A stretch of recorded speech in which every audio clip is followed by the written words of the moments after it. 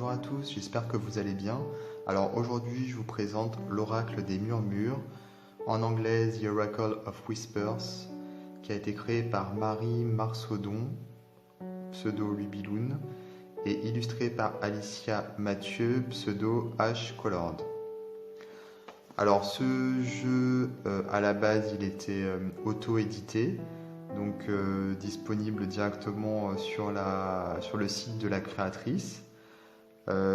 Alors, entre-temps, elle a signé avec une maison d'édition, Alliance Magique.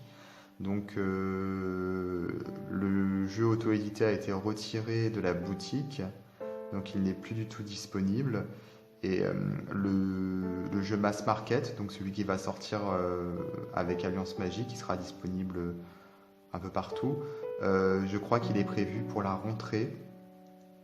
Alors oui, entre-temps, ce jeu n'est plus du tout à la vente, proposé à la vente sur le site de la créatrice depuis de nombreux mois. Donc je pense que c'est à partir du moment où elle a signé son contrat avec Alliance Magique.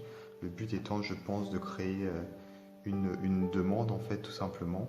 Parce que quand il va sortir, en fait, un peu partout, voilà, pour le coup, les gens l'attendaient avec impatience. Donc ça va créer, je pense, oui, une demande. Alors le coffret est très sympa.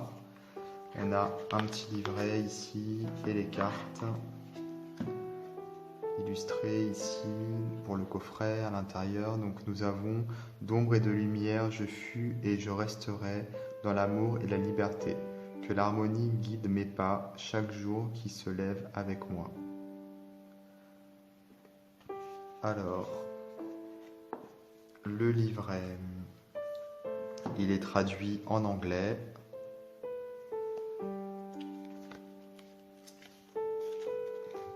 52 cartes dans le jeu. Comment utiliser ce jeu, prendre soin de son jeu, les étapes d'un tirage, l'espace, la question. Bon, ça c'est des banalités.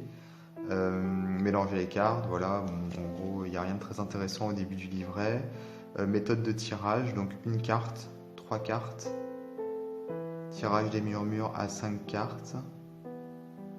Bon, c'est écrit tirage des murmures, mais c'est un tirage à 5 cartes qu'on retrouve un peu partout, hein. C'est un tirage classique. Ensuite, tirage du sacré à 7 cartes. Et voilà. Donc pour les cartes, on a donc les cartes qui sont classées par catégorie. On a des mots-clés uniquement. On n'a rien d'autre. Pour l'interprétation, c'est dommage. J'aurais bien aimé avoir un peu plus de texte.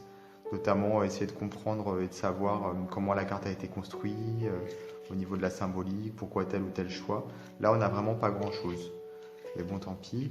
Et puis, voilà. Après, on passe à un petit texte sur l'illustratrice et un petit texte sur la créatrice. Et en anglais, c'est la même chose. Hein. C'est juste que ça a été traduit. Alors, vous allez le voir, les illustrations sont très jolies. Et la numérotation est un peu particulière. Alors c'est dommage, il n'y a pas de nom dans les cartes. Elles n'ont pas de nom en fait. Alors, on a la sensation qu'il y a eu une idée en fait de construction du jeu, mais qu'elle n'a pas été menée jusqu'à son terme en fait. Tout simplement puisque les cartes ont été au début décomposées en plusieurs catégories et puis après finalement elles ne le sont plus en fait. Donc c'est ça qui est très étrange parce qu'on a au début les cartes éléments avec 4 cartes éléments, ensuite les cartes des saisons avec 4 cartes saisons qui correspondent en fait aux célébrations païennes d'Ostara, Lita, Mabon et Yule. Donc on aurait bien aimé qu'il y ait les 8 sabbats finalement. Bon là elle parle de saison, elle parle pas de sabbat, donc c'est logique qu'il n'en ait que 4. Mais bon, tant qu'à mettre les célébrations païennes, autant mettre les 8. J'étais un petit peu déçu qu'il n'en ait que 4 finalement. Et ensuite on part sur les cartes des sens. Donc la carte des visions, la carte de la mélodie, la carte des odeurs, la carte des saveurs, la carte de la caresse. Et ensuite on continue avec la carte de la bouche, la carte de la joie, la carte de la larme, la carte de l'amour, la carte du mort. Donc en fait, il y a des catégories, enfin il y a 3 catégories. Mais si la suite c'est quoi du coup? Est-ce que c'est les cartes des sens qui continuent? Mais normalement il n'y a que 5 sens, donc 5 cartes. Mais après voilà, après on n'a plus rien. Donc en fait le reste des cartes, elles n'ont pas de catégorie. Donc quitte à commencer à catégoriser les cartes, moi j'aurais, je sais pas, j'aurais été jusqu'au bout en fait. J'aurais fait des catégories pour tout, ou alors pas de catégorie du tout. Puisque sinon je vois pas trop l'intérêt en fait d'avoir fait trois catégories au début, sans expliquer trop la démarche finalement. Et puis surtout, est-ce que ce qu'on en fait ces catégories? On les met de côté, on les utilise pas, on les utilise, elles font partie intégrante du jeu, donc pourquoi avoir séparé le jeu en quelques catégories mais ne pas être allé jusqu'au bout? C'est un petit peu surprenant. Donc ça, ce sont les cartes éléments, donc avec la terre, l'air, l'eau, le feu. La carte de l'air qui porte un peu à confusion, je trouve, avec l'arbre, puisque l'arbre est souvent rattaché à la terre. Là, pour le coup, on a l'air tout simplement puisqu'il y a des rubans qui flottent. Mais bon, après, il y a d'autres symboles qui auraient pu être utilisés pour l'air, je pense. Notamment des oiseaux ou des papillons. Donc là, on a les cartes des saisons. Donc les cartes des saisons qui sont justement représentées par des autels en célébration, enfin les célébrations des fameux sabbats, avec en plus le symbole ici qui correspond au sabbat. Donc d'en avoir mis que 4, j'ai été très surpris, puisque à la limite les saisons d'accord, mais là on a vraiment l'implication du sabbat qui est sur la carte, avec surtout le symbole, l'autel, etc. Donc autant aller jusqu'au bout et de mettre les 8, c'est ce que moi j'aurais trouvé plus logique finalement. Et ensuite on avait les cartes des sens. Alors les cartes des sens, elles sont en vrac dans le paquet, puisque en fait je sais pas si elles font partie si elles sont différenciées vraiment ou non du reste des cartes, puisqu'après on n'a plus d'autres catégories. Alors je vais essayer de les retrouver, les cartes d'essence. Bon, on les verra au fur et à mesure, ce sera peut-être plus facile. Là on était à la carte numéro 8. Donc voilà, on a une numérotation qui est vraiment particulière. Là, c'est justement un des sens, je crois. La 12, c'est saveur. Voilà. Donc, vous voyez ici, par exemple, on a en haut à droite, pour la numérotation, on a un petit peu du mal à s'y retrouver. Là, c'est une carte des sens également, si je ne me trompe pas. Et on a la carte numéro 10, donc la mélodie.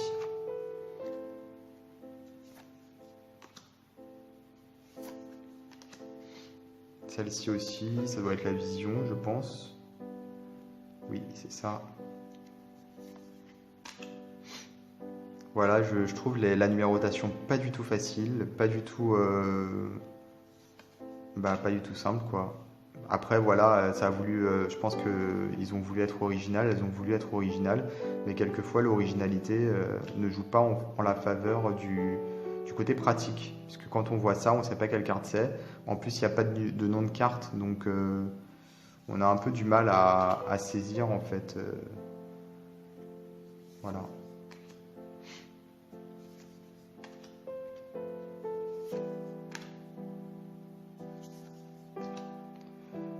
Donc voilà, les cartes sont joliment illustrées. On a des fonds aquarelles très vaporeux.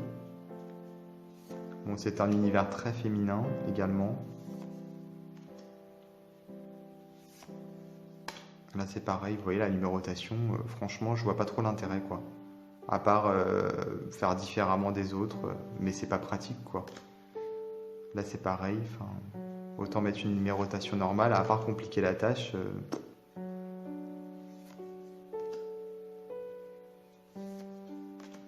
Donc là, ça doit être la carte d'essence numéro 13, donc la caresse. Donc le toucher, j'imagine.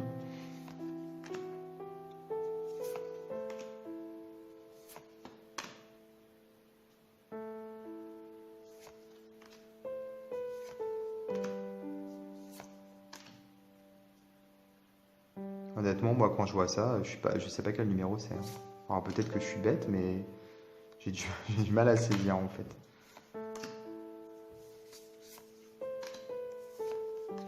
Alors la carte numéro 11 pour l'odorat, j'imagine, donc les odeurs.